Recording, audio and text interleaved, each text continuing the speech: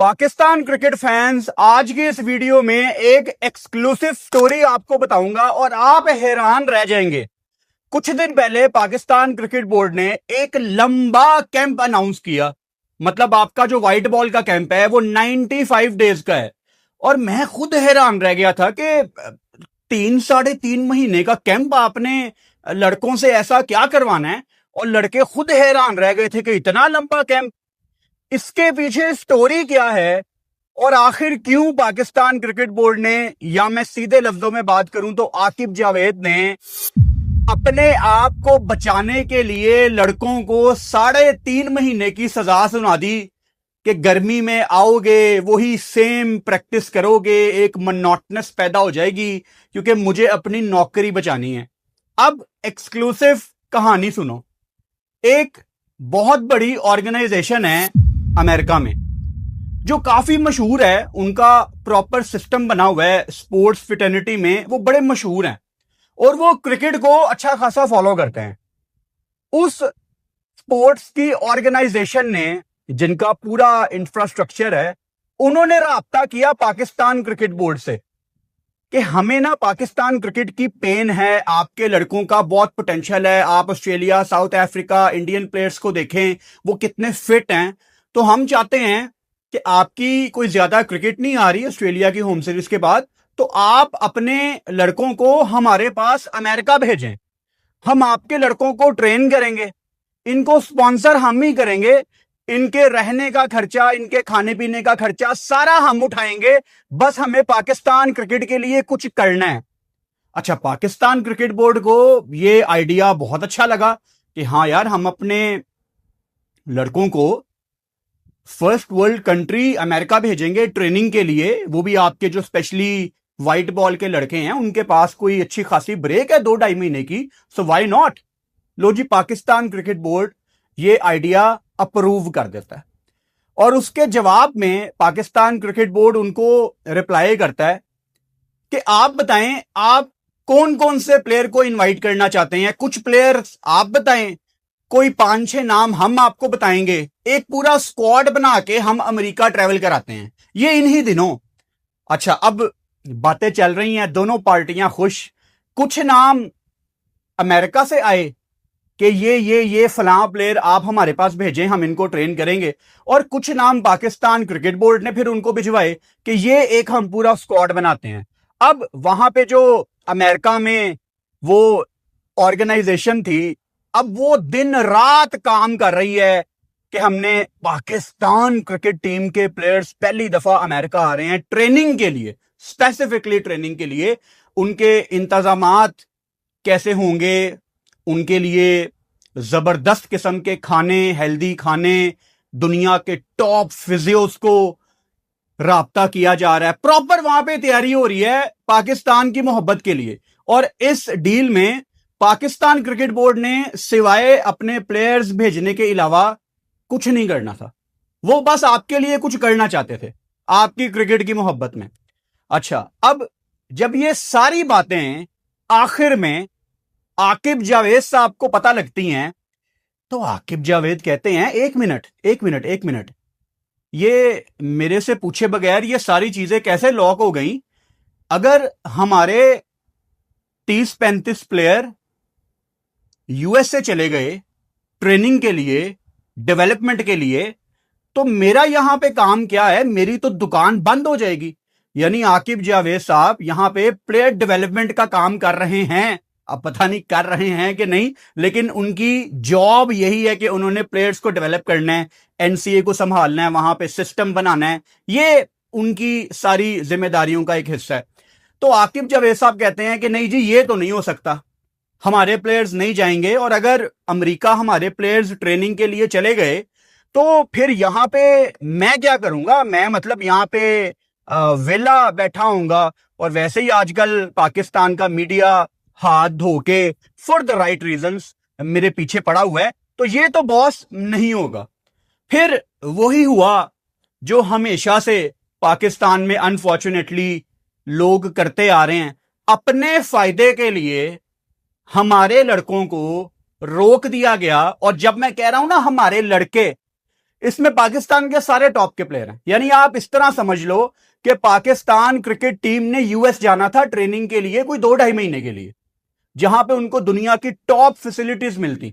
2-2.5 महीने में आप अच्छी ट्रेनिंग करके वापस आ सकते हो। वैसे भी जब आप ट्रेवल करते हो किसी दूसरे कंट्री, आपके अंदर एक मोटिवेशन होती है, एक नेचुरल चीज है ये कि हम एक मकसद के लिए जा रहे हैं, हमने एक फिटनेस अचीव करनी है वगैरह वगैरह।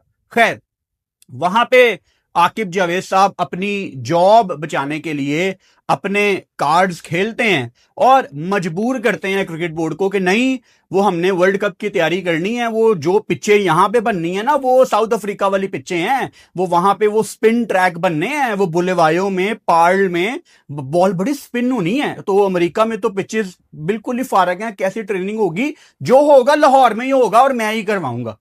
और अगेन, अभी तक हमें यह नहीं पता कि आकिब जावेद ने वो कौन सा जादू किया हुआ है पाकिस्तान क्रिकेट बोर्ड के ऊपर कि आखिर में वो जो चाहते हैं वो हो जाता है। अब एक बंदे ने अपनी जॉब बचाने के लिए कि मैं नजरों में ना आऊं, ऑब्वियसली अगर पाकिस्तान के मेन प्लेयर्स, कुछ इमर्जिंग प्लेयर सारे अगर एज ए स्क्वाड ट्रेनिंग के लिए, डेवलपमेंट के लिए किसी ऑर्गेनाइजेशन के पास जा रहे हैं, किसी इदारे के पास जा रहे हैं अमेरिका में, तो यहां पे मेरे जैसे लोग 100% सवाल उठाते कि आपके प्लेयर्स तो अमेरिका जा रहे हैं, तो आकिब जावेद साहब आपका क्या रोल है? फिर आप यहां पे फिर कौन से प्लेयर डेवलप कर रहे हैं? तो प्लेयर्स पाकिस्तान के अब अनफॉर्चुनेटली यहीं लाहौर में खज्जल खुआर हो रहे हैं, वही सारी पुरानी ट्रेनिंग। अब ये हो गई एक एक्सक्लूसिव स्टोरी। अब दूसरी बात सुनो, ये मेरा दिमाग हिल गया ये खबर सुन के। आने वाले दिनों में आपको मैं इस खबर की तफसील भी बताऊंगा, क्योंकि उसमें थोड़ा सा आपको वेट करना पड़ेगा, लेकिन मैं आपको हेडलाइन बता देता हूं और आपको जलाने के लिए वो हेडलाइन काफी है। जो पाकिस्तान ने अपना स्क्वाड अनाउंस किया है ना एशियन गेम्स के लिए, आप सारे खुश हो कि इसमें वो फलां सीनियर प्लेयर नहीं है, वो फलां सीनियर प्लेयर नहीं है। यानी तकरीबन पूरा पाकिस्तान खुश था कि यार हमने बहुत अच्छा स्क्वाड अनाउंस कर दिया है। ये स्क्वाड के पीछे आपकी मौजूदा सिलेक्शन कमेटी नहीं है। यानी वो जो हम थोड़ी देर के लिए खुश हो गए थे ना कि पाकिस्तान क्रिकेट बोर्ड ने क्या टीम अनाउंस कर दी है, नए लड़कों को chance, Asian games, new faces. जो लोग आपकी पाकिस्तान टीम सेलेक्ट करते हैं ना, आपके सिलेक्टर्स, उन्होंने ये टीम ही सेलेक्ट नहीं की। लिख के देने के लिए तैयार हूं आपको, ये टीम किसी ऐसे बंदों ने सेलेक्ट करवाई है ऊपर से प्रेशर डलवा के, जो क्रिकेट बोर्ड में नौकरी नहीं करते। कोई मुझे गलत साबित कर दे इस बात पे, टाइम आने पे इस चीज के सबूत, इस चीज की तस्दीक, इस चीज की मजीद आगे बातचीत हम सब कुछ करेंगे। लेकिन अभी फिलहाल यही बात हजम नहीं हो रही कि हम इनको थोड़ा क्रेडिट देना शुरू हो गए थे क्रिकेट बोर्ड वालों को कि यार इन्होंने बड़ी तगड़ी टीम अनाउंस कर दी है, लेकिन अच्छे काम ये नहीं करते, वो बाहर से ही कोई करता है। तो भाई ये जो फरहान कप्तान हो गया, यंग टीम जा रही है, उसमें इस क्रिकेट बोर्ड के जो सिलेक्टर्स हैं इनका कोई लेना देना नहीं है। हाँ, 2 प्लेयर्स इन्होंने भी डालने हैं आखिर में, लेकिन जो मेन टीम है ना वो कहीं बाहर से आई है। और माइक हेसन, आकिब जावेद, मैं आपको ये लिख के देने के लिए तैयार हूं कि सिर्फ आपकी रिप्लेसमेंट अगर क्रिकेट बोर्ड को कल मिल गई तो आप दोनों जॉब से फारेंगे। यानी घेरा तंग हो गया। मैंने बड़ी तस्दीक की है इस एक टॉपिक के पीछे जिस पे आज मैं बात कर रहा हूं। ये सिर्फ ऐसे ही नहीं कि मैं आपके सामने आके बैठ के ये बातें कर रहा हूं। मैंने 3-4 दिन पहले भी एक वीडियो में आपको हिंट दिया था कि एक खबर आने वाली है, मैं उसको पॉलिश कर रहा हूं। आपने फिर अपने पीसीबी इनसाइड्स जराए लड़ाने होते हैं, और मैं किसी एक आम बंदे पे यकीन नहीं करता। मेरे जो सोर्सेज हैं पाकिस्तान क्रिकेट बोर्ड में, उनके ऊपर तो कोई शक भी नहीं कर सकता, सीधी सी बात है। अच्छा, आगे जाने से पहले यहां पे एक इंटरेस्टिंग इंटरव्यू का जिक्र करना बहुत इंपॉर्टेंट है, जो कल आकिब जावेद ने समा न्यूज पे बात की सवेरा पाशा के साथ।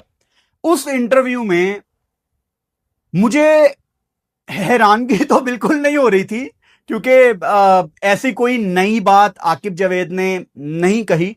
बस कुछ झलक नजर आ रही थी कि आकिब जावेद वही बातें कर रहे हैं जो यहां पे हम कितने सालों से वीडियोस में बैठ के करते हैं, या पाकिस्तान क्रिकेट की जो लोग बेहतरी चाहते हैं वो लोग करते हैं। वही सारी बातें आकिब जावेद कर रहे हैं कि अब फिटनेस को देखना होगा, अब मेडिकल को देखना होगा। लेकिन उनके इंटरव्यू में एक बात ऐसी थी कि मेरा उससे डिसएग्रीमेंट है। दुनिया जितनी मर्जी मॉडर्न हो जाए, आप जितना मर्जी एआई ले आए, जितना मर्जी डेटा ले आए, जो किसी कोच ने जाके ग्राउंड में प्लेयर को देखना है ना, उसकी रिप्लेसमेंट नहीं हो सकती क्रिकेट में। आकिब जावेद साहब उस इंटरव्यू में, ये कल की बात है, कहते हैं कि मैंने एनसीए में, हाई परफॉर्मेंस सेंटर में, एक ऐसा सिस्टम बना लिया है, और इस चीज का जिक्र इन्होंने एक दफा पहले भी किया था, कि कोई भी आपका जो डोमेस्टिक का मैच हो रहा है पूरे पाकिस्तान में, वो उसकी लाइव कवरेज, उसकी रिकॉर्डिंग हमारे पास मौजूद है। सो किसी भी सेलेक्टर को और किसी भी कोच को ग्राउंड में जाके टैलेंट को देखने की जरूरत ही नहीं है। ये एग्जैक्ट वर्ड्स आकिब जावेद साहब के हैं कि किसी सेलेक्टर को ग्राउंड में जाने की जरूरत नहीं है। और इस स्टेटमेंट के बाद जब मैं कौमी टीम का हाल देखता हूं तो बिल्कुल दोनों चीजें आपस में मैच हो रही हैं। क्योंकि जब आप वो सो कॉल्ड, आप लोग जिस चीज को डेटा कहते हैं कि किसने कितनी बॉलों पे स्कोर कर दिया, उसकी बेस के ऊपर वो 3 मैचों में फेल हो गया, हाँ इसको ड्रॉप कर दो। वो हसन नवाज मिसाल के तौर पे, वो कामरान गुलाम ने 2 मिसफील्डिंग की है, हाँ वो डेटा कह रहा है उसको ड्रॉप कर दो। पीछे जो उसने किया वो जाया है। तो आप लोगों के जो डेटा है ना, वो हमें अच्छी खासी उस चीज की नो हाउ है कि किस डेटा के ऊपर आप रिलाई कर रहे हैं। अच्छा, उसके बाद एक बच्चों वाली बात आकिब जावेद ने कही। मुझे तो ऐसा लगा कि एक बच्चा, विद ऑल ड्यू रिस्पेक्ट, मैं कोई डिसरिस्पेक्ट नहीं उनकी कर रहा, बहुत बड़े हैं हम हमसे एज में, लेकिन मुझे ऐसे लग रहा था कि एक कोई बच्चा बैठा हुआ है टीवी पे जो बस अपने आप को जस्टिफाई करने के लिए एक इंटरव्यू देने आया है कि यार मेरे से कोई बात कर लो, मैंने अपनी जरा आवाज पहुंचानी है। लेकिन वो बातें सेंस नहीं बना रही थी। मिसाल के तौर पे फिर उस इंटरव्यू में आकिब जावेद साहब कहते हैं कि पहले जो हमने सेंट्रल कॉन्ट्रैक्ट बनाया था ना, जो पहला वाला सिस्टम था, हम उससे सेटिस्फाई नहीं थे, ना प्लेयर्स खुश थे ना हम खुश थे। मतलब कितनी अजीब बात है। अच्छा, फिर आकिब जावेद ने यह भी कहा कि हम नोट कर रहे थे कि जो हमारे पाकिस्तान के टेस्ट प्लेयर्स हैं वो फर्स्ट क्लास नहीं खेल रहे। आकिब भाई, विद ऑल ड्यू रिस्पेक्ट, आपका काम क्या नोट करना है? मतलब यहां पे चेयरमैन साहब के पास टाइम नहीं है। क्रिकेट बोर्ड के चेयरमैन तो असल में आप हैं, सारे डिसीजन आपके हैं, कोच खुद आप लगाते हैं, सिलेक्टर आप लगाते हैं, आपने नोट करना है। और जो टेस्ट प्लेयर आपका फर्स्ट क्लास नहीं खेल रहा, टांगो उसको, टीम से निकाल के बाहर फेंको। आपका काम नोट करना है। इतने सालों से आप नोट कर रहे हैं बैठ के। ये क्या स्टेटमेंट है कि हम नोट कर रहे थे कि वो फलां टेस्ट प्लेयर फर्स्ट क्लास नहीं खेलता? और कट के बाहर सुटो यार। यहां हमारे बच्चे तरसते हैं पाकिस्तान में कि कजाफी स्टेडियम, नेशनल स्टेडियम, इनको देखना नसीब हो जाए। पाकिस्तान की कैप पहनना तो बड़ी दूर की बात है। और लड़के यहां पे आपके टेस्ट प्लेयर अगर फर्स्ट क्लास नहीं खेल रहे, आपको 2-2.5 साल लग गए ये चीज रियलाइज करने में। क्या मजाक चल रहा है? वो पहले वाले सेंट्रल कॉन्ट्रैक्ट से हम खुश नहीं थे तो फिर दिए क्यों? मतलब मुझे क्लियरली, मैं कन्विंस इस बात पे कि ये नया जो तरीकाकार ये लोग लाए हैं ना, ये सिर्फ टाइम बाय करने की कोशिश की है। वो जो आपको पता लग जाता है ना कि आपके दिन ऑर्गेनाइजेशन में कम रह गए हैं, तो फिर आप कोई नई साइंस लड़ाने की कोशिश करते हैं कि बॉस एक और मौका दे दें। लेकिन इस दफा इनके बॉस ने इनको मौका नहीं देना। प्रॉबेबली इनके बॉस सिर्फ ऊपर से बेहतर रिप्लेसमेंट ढूंढ रहे हैं। आने वाले दिनों में अगर कोई बहुत बड़ी डिसीजन आ जाती है तो एटलीस्ट मैं तो सरप्राइज नहीं होऊंगा। ये आपको हिंट मैंने दे दिया है। फिर इसके अलावा एक बात आकिब जावेद साहब करते हैं कि अब हम हर प्लेयर को उसके मेन फॉर्मेट पे ही जज करेंगे। यार ये बच्चों वाली बातें हैं।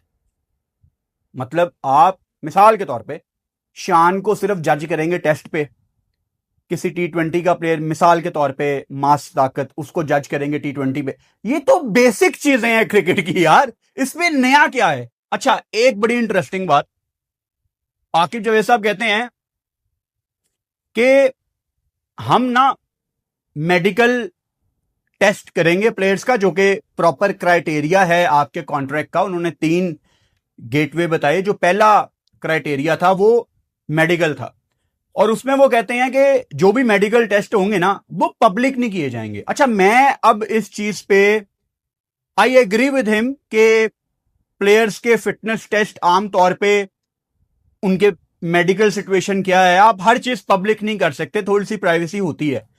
लेकिन अगेन कल वाली वीडियो देखना, उसमें मेरा पूरा पॉइंट ऑफ व्यू ये था कि मुझे इन लोगों पे ट्रस्ट नहीं है। मिसाल के तौर पे हम किसी प्लेयर का नाम नहीं लेंगे, लेकिन आपको भी पता होगा, मुझे भी पता होगा कि हम किन 2-3 प्लेयर्स की बात कर रहे हैं।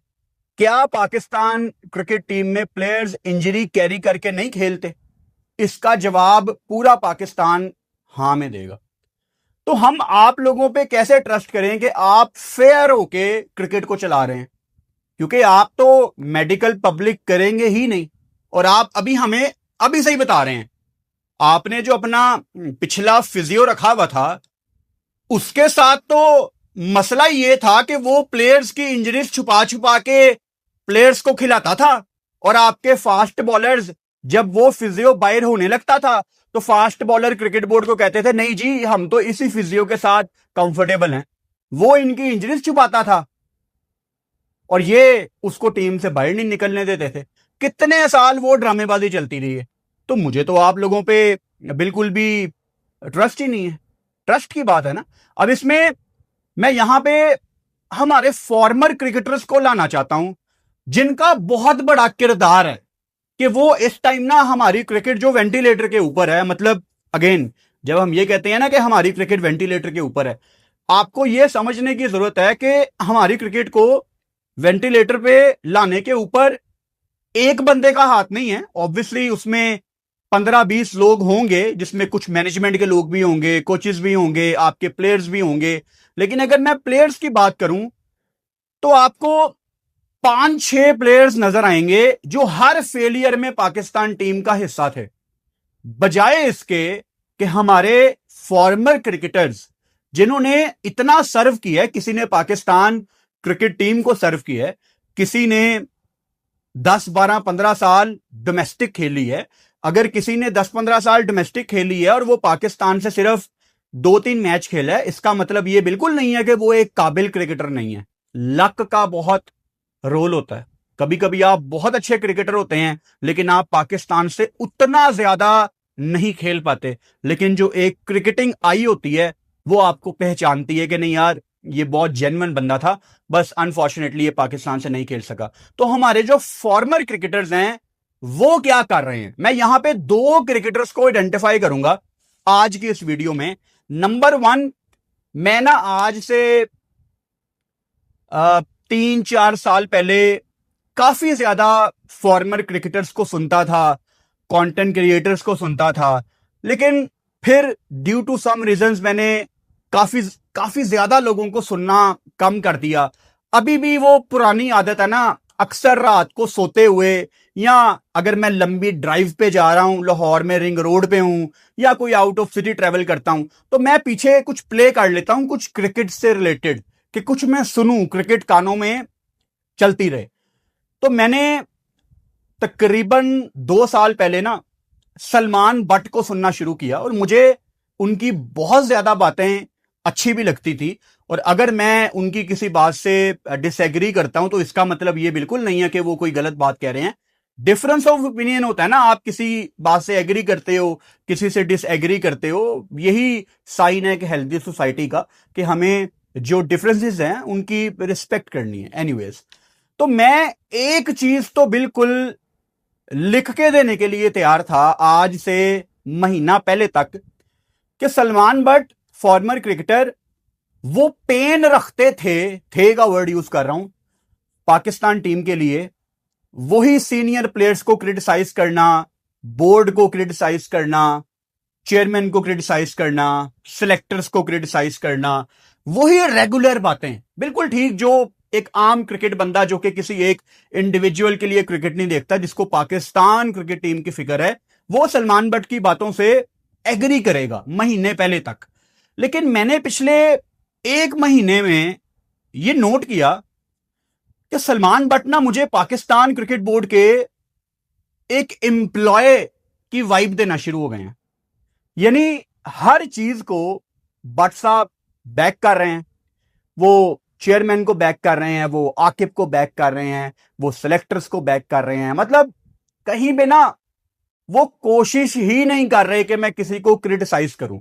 और मेरा पैगाम बट साहब को यह है कि बट साहब, नजर आ रहा है कि आप शायद अपनी कमेंट्री आगे मजीद आपको मिले एशिया कप वगैरह में, शायद उसके लिए आपने अपनी डायरेक्शन चेंज की है, जिससे मुझे कोई प्रॉब्लम नहीं है, वो आपका पर्सनल मैटर है।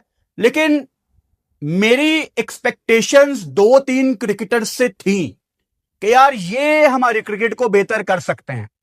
और जो 2010 में बट साहब ने किया, उसकी सजा उनको मिल गई है। उस पर तो मैं कमेंट क्या ही दूं, मैं कोई नहीं होता उस पर कमेंट देने वाला। आई स्टिल बिलीव कि सलमान बट पाकिस्तान क्रिकेट को सर्व कर सकते थे, शायद अभी भी कर लें, क्योंकि अब वो यस बॉस कैटेगरी में आ गए हैं, तो शायद उनको मजीद आगे कमेंट्री मिल जाए पीएसएल वगैरह में, या आपके जो इमर्जिंग एशिया कप हैं उसमें शायद पाकिस्तान क्रिकेट बोर्ड इनसे कमेंट्री करा ले। क्योंकि इसका रेफरेंस मेरे पास ये है कि मोहम्मद हफीज, जो कि मौजूदा पाकिस्तान क्रिकेट बोर्ड को क्रिटिसाइज करते हैं बहुत ज्यादा, वो पाकिस्तान सुपर लीग में उर्दू कमेंट्री करना चाहते थे, उनको नहीं करने दी गई कमेंट्री, क्योंकि मोहम्मद हफीज यस बॉस बंदा नहीं है। ये हफीज ने कहीं पे आके बात नहीं कही, ये मेरे इनसाइडर्स ने मुझे बात बताई है, मैंने पहले भी शायद एक आधी किसी वीडियो में जिक्र किया है। तो बट साहब, साफ नजर आ रहा है कि जितना पोटेंशियल आपके अंदर था क्रिकेट को इंप्रूव करने का, आपने खुद को जाया कर दिया है यस बॉस वाली कैटेगरी में खुद को डाल के। और वो क्लियरली नजर आता है, आपकी हर बात पे वो चीज झलक रही है कि आप अब बस पाकिस्तान क्रिकेट बोर्ड की तारीफों के फूल बांधेंगे। नंबर 1। नंबर 2, एक दूसरे हमारे क्रिकेटर हैं, उनकी बात करने से पहले, उनका नाम लेने से पहले मैं दुआ करना चाहता हूं कि अल्लाह ताला उनको सेहत अता फरमाए, क्योंकि दिमागी तौर पे वो बहुत बीमार हो गए हैं। मेरी दुआएं आपके साथ हैं। मैं बात कर रहा हूं तनवीर अहमद की। कल एक रील मेरे सामने से गुजरी, मेरा ख्याल है पीटीवी पे शायद वो आजकल बैठ रहे हैं। सेंट्रल कॉन्ट्रैक्ट की शुरुआत हुई, उस शो में मोहम्मद वसीम भी बैठते हैं, जिनको मैं बहुत हाईली रेट करता हूं, बड़े अच्छे चीफ सेलेक्टर थे वो। उस शो में सेंट्रल कॉन्ट्रैक्ट की बात हो रही है, अभी प्रोबेबली शो शुरू हुआ है, किसी प्लेयर की बात नहीं हो रही, सिर्फ सेंट्रल कॉन्ट्रैक्ट। अब मेरे सामने सेंट्रल कॉन्ट्रैक्ट आया ना, मैं सेंट्रल कॉन्ट्रैक्ट के ऊपर 150 चीजों के ऊपर बात कर सकता हूं कि ये इशू है, ये इशू है, ये इशू है। And guess what, Tanveer Ahmed किस चीज के लिए जाने जाते हैं? अनफॉर्चुनेटली बाबर आजम की सपोर्ट के लिए जाने जाते हैं। तनवीर अहमद एक फैन बॉय हैं बाबर आजम के। मुझे दुख है इस चीज का कि फर्स्ट क्लास में 500 विकेटें लेने के बाद आपकी पहचान एक क्रिकेटर की सपोर्ट करना है, बस, दैट्स ऑल। मुझे तकलीफ है इस चीज की, क्योंकि मैं वो मेहनत को समझ सकता हूं जो आपने ओवर द इयर्स की है, लेकिन अपने आप को सारी जिंदगी के लिए एसोसिएट कर लेना एक क्रिकेटर के साथ कि मैं तो उसको सपोर्ट करूंगा, ये आपका काम है। Bro, you are better than this. आपने सारी जिंदगी रगड़ा खाया है। आप कोई बात करें कि शाहीन का पेस क्यों कम है, आप कोई बात करें कि आकिफ जावेद का पेस इतना क्यों बढ़ गया है, मोहम्मद अली जो 134 135 पे बॉल करता था, वो 150 को क्यों टच करना शुरू हो गया है। कुछ सिखाएं हमें क्रिकेट के बारे में। वहां पे तनवीर अहमद सेंट्रल कॉन्ट्रैक्ट के बारे में पहला लफ्ज, पहली लाइन अपने मुंह से पता क्या निकालते हैं? ये सेंट्रल कॉन्ट्रैक्ट सिर्फ इसलिए बनाया गया ताकि बाबर आजम को T20 से बाहर निकाला जाए। तनवीर अहमद भाई, ब्रो, ये नॉर्मल नहीं है। मतलब दिस इज नॉट नॉर्मल। क्या हो गया भैया आपको? मतलब 500 आपकी फर्स्ट क्लास में विकेटें हैं। मुझे हैरानगी होती है कि कोई इतना कैसे। आप क्रिकेटर ना होते तो मैं लाइन कंप्लीट कर लेता। गेट वेल सून भाई, गेट वेल सून। 150 चीजें डिस्कस करने के लायक हैं सेंट्रल कॉन्ट्रैक्ट में, और तनवीर अहमद को लगता है कि सेंट्रल कॉन्ट्रैक्ट ये इसलिए बनाया गया है ताकि बाबर आजम को T20 से निकाला जाए। ब्रो, ये टेनिस नहीं है, ये टीम गेम है। क्रिकेट बोर्ड एक पूरा सिस्टम है। कोई 30-35 प्लेयर रेड बॉल के पूल में है, कोई 25-30 व्हाइट बॉल में है। वो बस कर दे यार। एक प्लेयर के पीछे पूरा सेंट्रल कॉन्ट्रैक्ट डिजाइन किया गया ताकि वो बाहर हो जाए। तनवीर अहमद भाई, मैं लाहौर में यहां पे 1-2 अच्छे डॉक्टर्स को जानता हूं। जब भी आप लाहौर आए लेट मी नो, क्योंकि कराची मैं जिंदगी में सिर्फ 2 दफा आया हूं तो वहां मैं जानता नहीं हूं किसी को। लेकिन अगर आप लाहौर आए तो प्लीज लेट मी नो।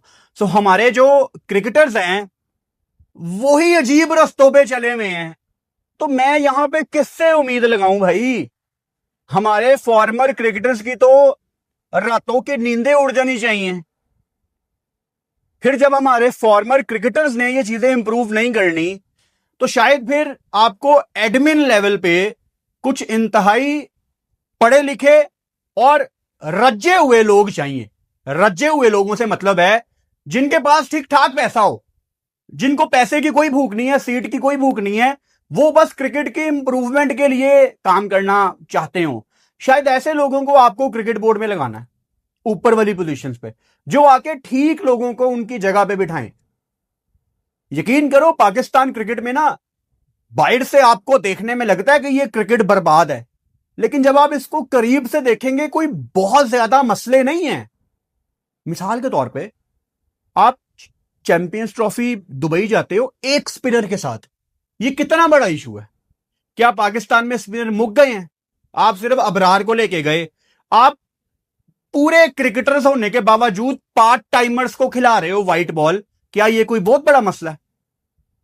अब आप साउथ अफ्रीका जाओगे, यहां पे आप स्पिन विकेटें बना के तैयारी कर रहे हो। क्या ये बहुत बड़ा मसला है? यहां पे बनाते तेज विकेटें, जैसे बांग्लादेश ने ऑस्ट्रेलिया को वनडे में हराया, पाकिस्तान को हराया। क्या ये बहुत बड़ा मसला है? ये बेसिक चीजें हैं। तो जब गलत लोग गलत जगह पे आके काम कर रहे हो तो रिजल्ट वैसे ही होते हैं जैसे पाकिस्तान क्रिकेट टीम के अभी हैं। एक आधी और एक्सक्लूसिव खबर मेरे पास आई है, लेकिन अभी मुझे मजीद उसको थोड़ा सा पॉलिश करना है। जैसे ही वो खबर पॉलिश हो जाएगी मैं आपको बताऊंगा। नाइट।